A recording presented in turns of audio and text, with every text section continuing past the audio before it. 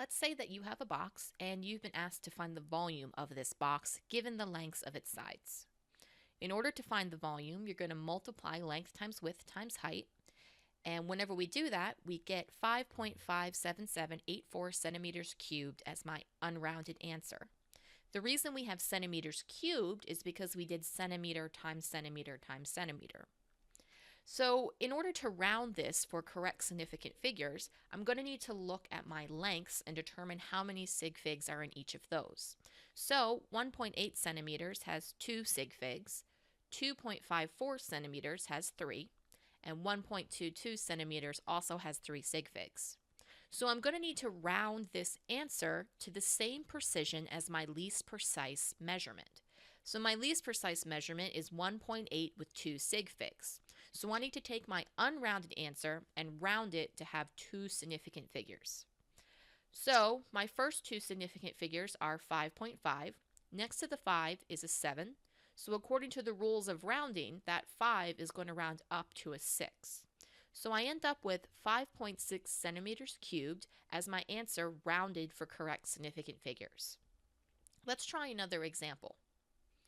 So in this example, we're going to do 126 feet times 8 feet. So first, I'm going to go ahead and do the math and get my unrounded answer.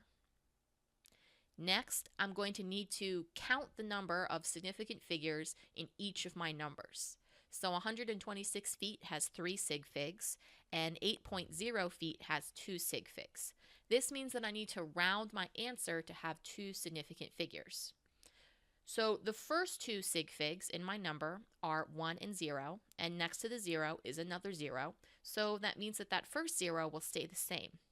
So we end up with this as my rounded answer for sig figs.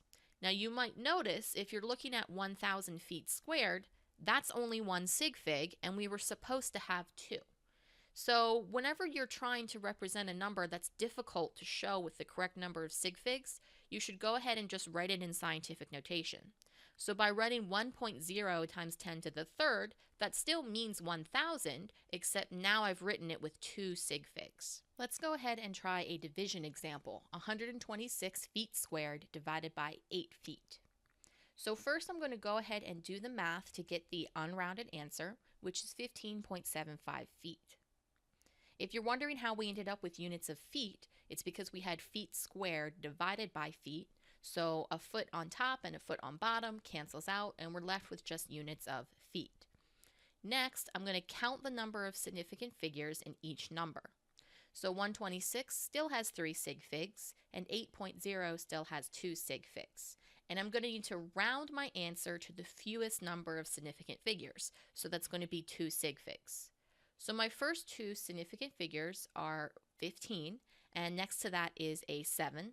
So according to the rules of rounding, the 15 needs to round up to 16 feet.